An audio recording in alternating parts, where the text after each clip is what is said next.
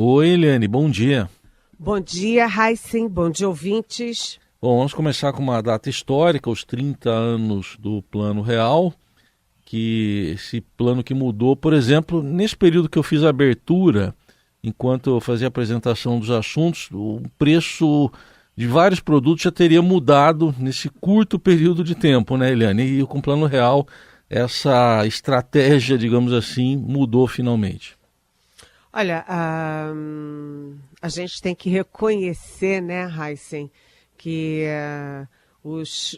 todos os pais do Real, todos os grandes economistas, os maiores economistas do país que se reuniram naquela época para mudar o país, né? Porque você controlar a inflação é mudar o país, é criar uma nova era no país, que foi o que aconteceu.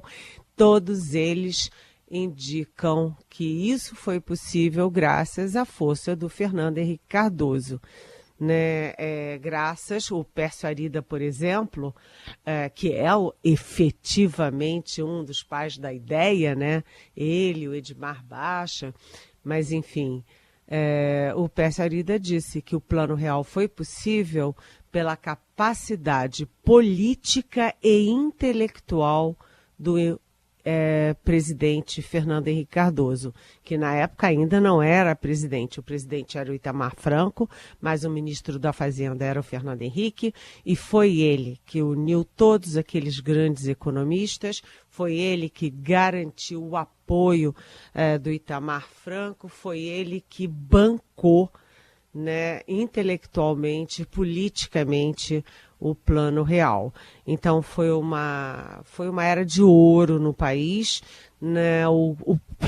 Quem não viveu aquela época não sabe, mas quando você tem uma inflação galopante, né, você vai dormir com um valor do real e acorda com outro, e aliás você acorda com um, depois no meio do almoço tem outro, no final do dia tem outro, e os ricos ou os bem assalariados, eles tinham como se proteger, porque você vai num banco, aplica em alguma coisa que vai controlando a inflação, que vai, vamos dizer, mitigando os efeitos da inflação. Mas e o pobre?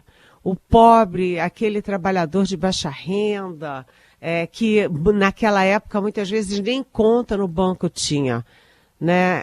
Ele ganhava um salário no dia 1º do mês, no segundo dia já valia menos, 15 dias depois já valia menos e no final do mês não tinha salário. O que se dizia é que faltava mês no fim do salário. Então era grotesca, uma situação absurda que a Argentina, por exemplo, vive até hoje. O Brasil controlou a inflação. O Brasil equilibrou ali os preços da economia. Isso é histórico, é uma lição para o mundo, né? E o que ficou faltando? Porque o passo seguinte, né? Porque depois do Plano Real veio aí a vitória do Fernando Henrique Cardoso em primeiro turno nas eleições de 1994, depois ele foi reeleito em 1998 e depois veio o Lula. O que faltou de continuidade do Plano Real? Faltou o equilíbrio das contas públicas. E é isso que a gente está discutindo até hoje nesse país, Heisen. Se fala muito em arrecadação, em aumentar a receita. O Brasil já tem aí uma carga de uns 35% do PIB, só de impostos, vai crescer. Aumentar impostos, aí que o Brasil não cresce mesmo. Mas ninguém tem coragem de cortar os gastos, ou seja, de agir, atuar na outra ponta dos gastos. Por exemplo, nos supersalários. Alguém ouve falar em cortar supersalários? Não. Da lista de 5 itens que o Fernando Haddad e a Simone Tebet apresentaram para corte de gastos, das 5, O Lula foi... ele nem falou, nem tocou no assunto, deixou para lá, que é exatamente a questão dos supersalários.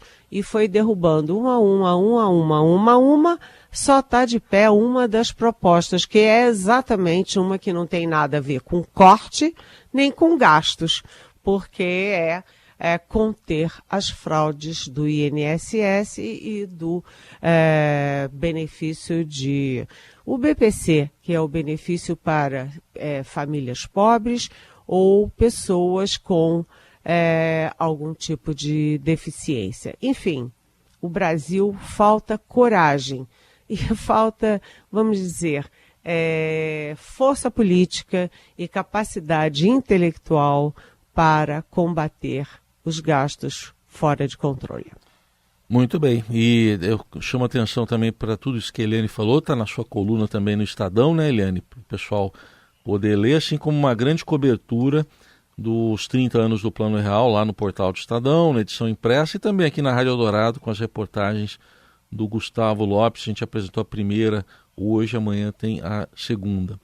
Bom, exatamente, Eliane, foi bom você falar isso. Bem, primeiro, a minha coluna de ontem foi exatamente sobre a lista do corte de gastos que está virando pó. E foi bom você chamar a atenção, porque o nosso Estadão, né, fez um belo trabalho sobre os 30 anos de Real, com entrevistas exclusivas com o Gustavo Franco, com o Pércio Arida, com o Pedro Malan. Realmente é uma leitura importante para a gente entender o que aconteceu, o que está acontecendo e o que precisa acontecer.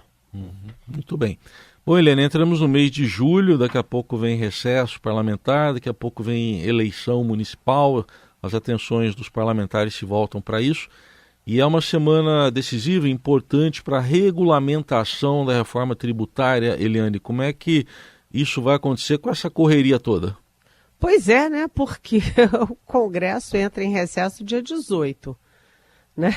Entra em recesso dia 18. Você tem 18 dias para discutir temas que são muito complexos. Quando agrada um setor, desagrada outro ou vários outros, né? E, enfim...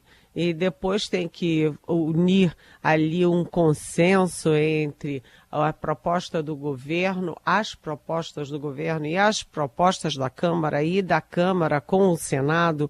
É muito complexo e a semana começou hoje às 8 horas da manhã com uma reunião do Grupo de Trabalho da Fazenda com o ministro Fernando Haddad, já discutindo o que está sendo projetado como proposta do governo. Também no Congresso hoje vai ter reunião dos grupos de trabalho para os diferentes temas da regulamentação, para tocar isso adiante. Agora, atenção, né? As frentes parlamentares já estão mobilizadas para não apenas ficar de olho, como vetar tudo que não seja do interesse delas. E aí eu cito uma frente muito importante, que é a Frente Parlamentar da Agricultura. Ou seja, você tem 18 dias para travar uma guerra insana, gente, e cheia de tecnicidade. Temos que falar também de uma importante eleição na França. Ontem, eleição legislativa, primeiro turno, com vitória da extrema-direita ou ultradireita. E aí, Eliane, o que se projeta, considerando que tem segundo turno já no domingo que vem? Pois olha, é um resultado, né? É um resultado acachapante. Primeiro, mostrou que o Emmanuel Macron está perdido, está muito perdido, está sem estratégia e com informações ali titubeantes. Por quê? Porque ele é que convocou essa eleição e ninguém convoca a eleição para perder. Parece o Joe Biden nos Estados Unidos, que convocou um debate para perder. E os dois perderam de forma acachapante. O Macron na França, nos votos, e o Biden nos Estados Unidos, na fala, no debate. Bem, a Marine Le Pen, que é enfim, é a líder, grande líder do partido Reunião Nacional, RN, que é da extrema-direita, mas vem fazendo movimentos para centro-direita. Ela está deixando ou tentando mostrar que está deixando de ser de extrema-direita, e assim ela está crescendo. E o Reunião Nacional saiu de 80 vagas, imagina, 88 lugares na Assembleia Nacional, e agora ele está pronto para conquistar de 230 a 280. Ou seja, vou repetir, sai de 88 cadeiras para 230 a 280. Num total de 577 lugares. Ou seja, ganha a maioria e aí faz o primeiro-ministro. Ou seja, o Macron, como presidente, vai ter que conviver com um primeiro-ministro de oposição de extrema-direita. Realmente é uma situação complicada. Vai ter o segundo turno no próximo domingo, e a saída do Macron é fazer um acordo que já está sendo costurado com a esquerda. A esquerda se une ao Macron para tentar evitar esse resultado acachapante. A derrota já está garantida, agora tem que tentar reduzir o tamanho dessa vitória. Agora, o que nos interessa aqui no Brasil? Nos interessa muitíssimo. Por quê? Porque o presidente Lula, ele tem articulações com outros presidentes, com outros países, para tentar minorar esse crescimento, essa ascensão da extrema-direita. E um dos interlocutores importantes nessa estratégia, nessa ação do Lula, é exatamente o Macron. Ou seja, o Macron enfraquecido dentro da França é um Macron enfraquecido também no ambiente internacional. E o Lula vai ficando sem interlocutores, porque a gente vê o Biden perdendo nos Estados Unidos. A grande discussão nos Estados Unidos é simplesmente tirar o Biden e apresentar um outro candidato democrata, que não é fácil, é uma operação muito complexa. E você tem, então, a extrema-direita nos Estados Unidos, na França, na Itália. Você vê aqui do lado com o Milei na Argentina, além de Polônia, Hungria, o crescimento da extrema-direita na Alemanha, né? Então, é uma situação muito preocupante quando a gente vê o partido nazista crescendo na Alemanha. Realmente, gente, é preocupante. Ninguém sabe o futuro dos Estados Unidos, o futuro da França, o futuro da Alemanha, o futuro da Argentina e, portanto, o futuro do mundo. E estão aí, né, o Putin muito assanhado e os seus amigos de extrema-direita. Muito bem. Eliane, outro assunto do dia chegou hoje ao Brasil, agora de manhã, a Ana Cristina Ramos Saicali, que é ex-diretora da grande rede varejista Americanas, está apontada como envolvida num esquema de fraudes fiscais nos balanços da empresa. Ela se entregou lá em Portugal, onde estava, e agora já está no Brasil. Pois é, a Ana Saicali, diretora, e o CEO das Americanas, na época, eu ia falar golpe, mas vamos falar dos desvios, né, que é o Miguel Gutierrez. Eles viram que a casa estava caindo e tomaram algumas atitudes de autoproteção. A primeira delas lá atrás foi que eles simplesmente venderam as ações das Americanas em alta, né? Venderam mais de 100 milhões em ações e deixaram os investidores nas Americanas na Rua da Amargura, porque as ações caíram mais de 90%, em torno de 98%, ou seja, quem investiu em ações das americanas perdeu tudo o que investiu. Né? E a diferença do Gutierrez para Anna Saicali é que o Gutierrez tem dupla cidadania. Ele tem cidadania brasileira e cidadania espanhola.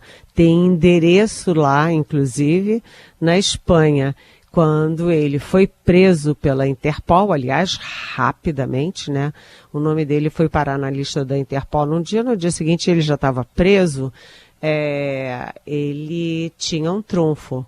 A Espanha não extradita os seus nacionais e ele pode ser considerado nacional espanhol. Portanto, a França não extraditaria.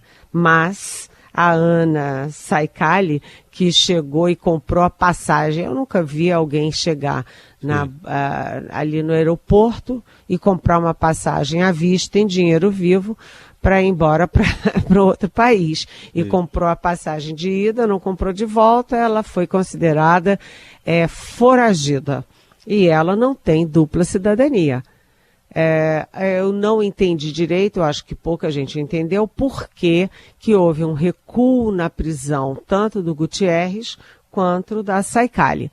A Saicali não chegou a ser presa, ela se entregou, voltou para o Brasil e entregou o passaporte. Os dois estão muito enrolados, mas a situação da Anna Saicali é muito mais complexa, porque ela não tem dupla cidadania. Se for presa, ela vai ser presa aqui no Brasil mesmo, né? É isso aí. Caso aí que a gente continua acompanhando esse escândalo envolvendo a rede varejista Americanas. Só para fechar, Helene, eu ia te perguntar no comecinho da coluna, mas esqueci. Tá frio em Brasília, porque aqui em São Paulo tá demais, hein? 14 agora graus. Pois é, eu vi ontem que a máxima de São Paulo no fim de semana foi 14, né? Isso. Hoje é 14, gente, todo mundo congelando. Aqui tá frio, para dizer para vocês que eu tô com manga comprida de malha e um casaco em cima, mas eu vou para São Paulo na quinta-feira e parece que vai estar melhor ali. Aí já vai estar calor. 26 a 27, isso, né? É pra gente aguentar com a garganta isso aqui. Hoje 14, 15, aí quarta já vai para 27 e aí por aí vai. Mas... E por aí vai. Bom chale, bom gorro, boas luvas, até lá. Tá bom, Helene. Obrigado, beijo, até amanhã. Beijo. Amanhã. Beijo. Amanhã. Beijo.